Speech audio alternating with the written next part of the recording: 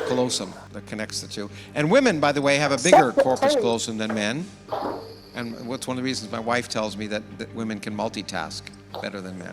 I don't know if it's true, but anyway, it connects those two. And many parts of our perception is either carried out in one hemisphere or another. And it turned out that a surgery that could reduce epileptic seizures was discovered, which was cutting the corpus callosum in people with extreme epilepsy. Now that reduced their symptoms, and it produced some side effects, but the side effects were much less bad than the symptoms. Kind of like COVID vaccines, for example. But anyway, I couldn't resist. Okay, but the minute you have this, you suddenly have a laboratory, because science can work well when you when you twiddle the knobs. We can't twiddle the knobs for most people. But if in those people, their left hemisphere and the right hemisphere were disconnected. Now, the left hemisphere, the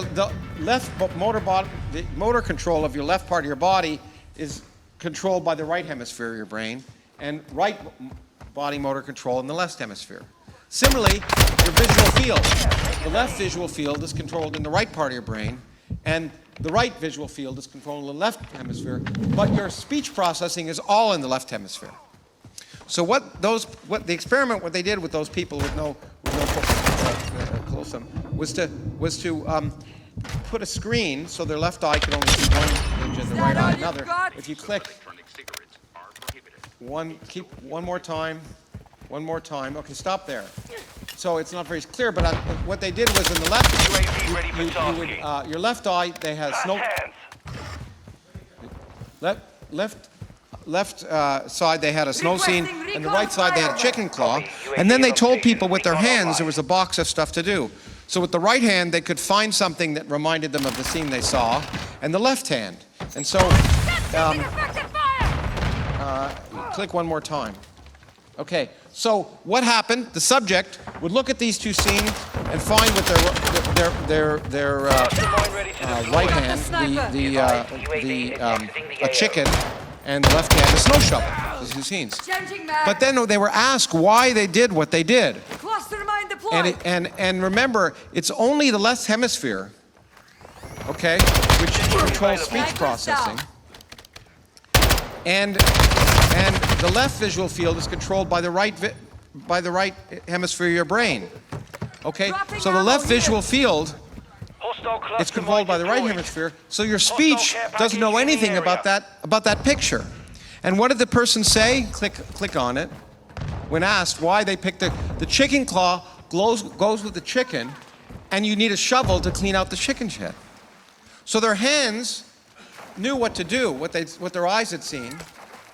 But their mind and their rationality and their consciousness told you and told them that they did something for a completely different reason than they did. But they had no awareness of this.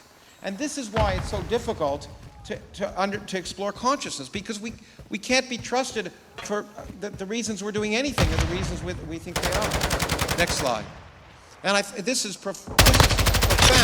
Loading. Okay, the verbal left brain created a coherent story of the conscious awareness that had nothing to do with what the person actually saw. It rationalized what was going on. And so trying to explore consciousness will be forever a difficult problem, because we know our own consciousness. And we all wonder when I see green, is the same green that you see. But now, next slide. Almost at the end. Okay, forget self. I don't want to talk about a sense of self. I will later. Some people say it's an illusion, but my point is that who cares if it's an illusion? What matters if you're a scientist is how does that illusion arise? So philosophers can worry about whether self is an illusion, but the key question is what gives us a solution that there's a little person inside our head controlling our movements? What gives us the illusion that we have a self? And again, just like being late for that train, I can tell you that self is an illusion, but if I kick you in the shins or you're jilted by a lover, it's not going to give you much solace, okay? Okay. But on Richard Feynman's blackboard, when he died, he told me a different way. He once said to me, if you can do nothing, you know nothing.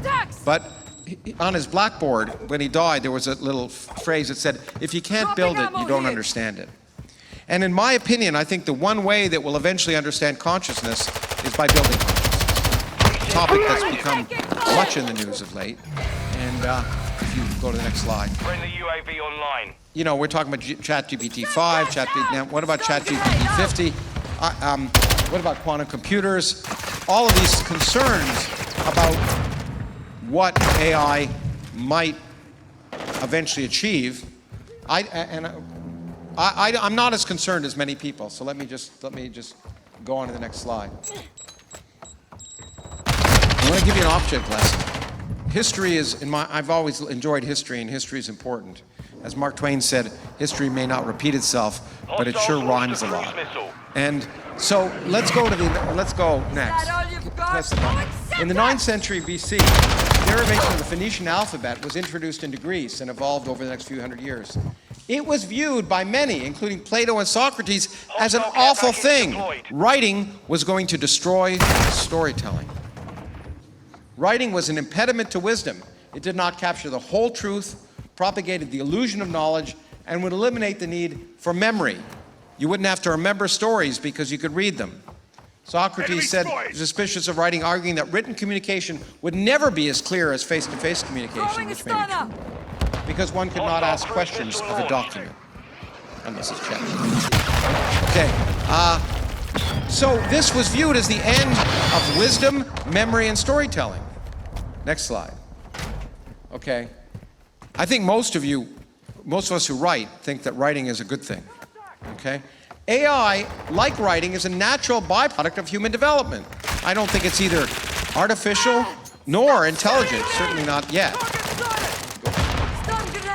ChatGPT may have the answers to many of your questions, but the signal of intelligence, if you wanted to come up with this, at least in my mind, would be coming up with the good questions. That's much more in the nature of what humans would think of as intelligence. It's not clear to me you could ever even define if it was intelligence or where, but we can go into that question. But anyway, next. Technology, every technology we've ever had has changed the way we behave as human beings. If you'd asked 30 years ago if you'd see most people walking around looking down at a little box all the time, it wouldn't be the case. Fire changed it. Cars changed it. Sure, AI is going to change the world, but big deal. It doesn't have to be the Terminator. A world of books to read is better than a world without books. I certainly think so, and so do the booksellers who are over there right now. Yes, and next. Knock down kitchen wall, fix hole in roof, argue about overspending, embark on endless DIY projects, clean up all cobwebs, rewire sockets, check for ghosts, fix pipes, or just move in. Start fresh with Carla Home. So the AI future could be better or worse. It's up to us. I said at the end of my last book, The Physics of Climate Change, that the future is driving towards us like a freight train, but it's doing so on tracks that we have built. We get to decide. We can't determine the future, but we can help determine the directions of the future. And it may be AI will take over lots of jobs. You know, doctors, lawyers, getting rid of lawyers would not be the end of the world.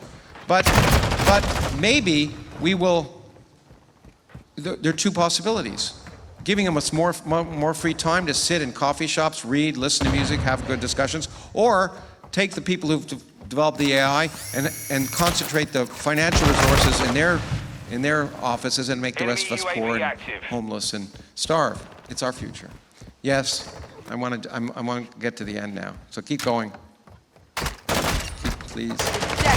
Okay. Recognizing that we don't know is the key point. Because the fact that we don't know means we need to think about it. And that can help us ensure that the future is better than the past. And this leads me to my last two slides, which is why we don't know is important in our society. So next, please go as quick as you can. Okay, forget that. It's the beginning of science. It's the beginning of science. That's the key. Okay, I want to come close to ending with a quote from my favorite science communicator, Jacob Bernowski. Did anyone see The Ascent of Man here? Anyway, it was the best, in my mind, still in my mind, the best science TV series ever. And I include Carl Sagan's series there. But as he said, dream or nightmare, we have to live our experience as it is, and we have to live it awake. We live in a world which is penetrated through and through by science, and which is both whole and real. We cannot turn it into a game simply by taking sides. And that's the lesson. Next slide. We are nowadays taking sides. The culture wars are taking sides. People are taking sides because they want to make the game of what they want to be true, true. And that's just not the way the world works. Humility and honesty demand that we be clear about the limits of our knowledge, the limitations of our knowledge. That's the lesson. When I put my book, that's the lesson I think we're all here today to talk about. To change the future, we have to understand the limits of our knowledge and not be shy about it. We should celebrate the fact that we don't know everything. It doesn't mean we know nothing. As I've often said, lack of understanding is not evidence for God or aliens or UFOs. It's evidence of lack of understanding. And that should be the invitation to learn. There remain remarkable mysteries to be uncovered. And the last slide will be next, which again is Richard Feynman. I put this up here because it's personal to me. When I was in high school, I had some science program I was in, and I was bored, and the professor came up and gave me The Character of Physical Law by Richard Feynman, and it was the first time that I read it, and I realized it wasn't all done. You know, I'd read about Einstein, I read about all the other stuff, but it seemed to me like it was all done. And it was the first book that made me realize that it wasn't all done. And I took that as a personal invitation. Hey, there's a reason to be a scientist. And you know, I can't say that it will happen, but I know that when I was writing my book and when I'm speaking, my hope is that some young person will be excited by the fact that we don't know everything. Be excited by the fact that the world is a mysterious place and remains a mysterious place, and that makes it more exciting, and that's an invitation to discover. It's why we teach by questions and not answers, and we should talk to each other and understand that we may actually learn something from other people. Thank you very much.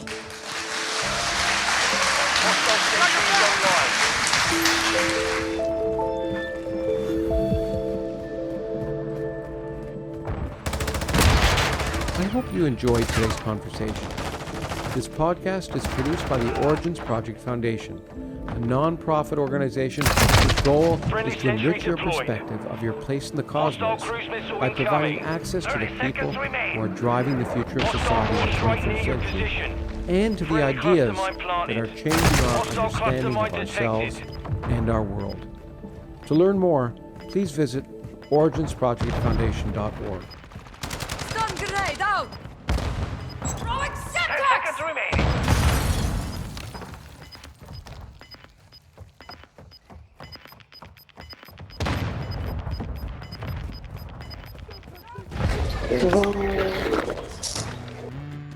Mission failed. Return to base. Kaymak oldu üstüne. Kızar da. Üstünü? Lütfen. That's the whole thing. That's how they make whey protein. Is it? In that kind of. I kind of like it.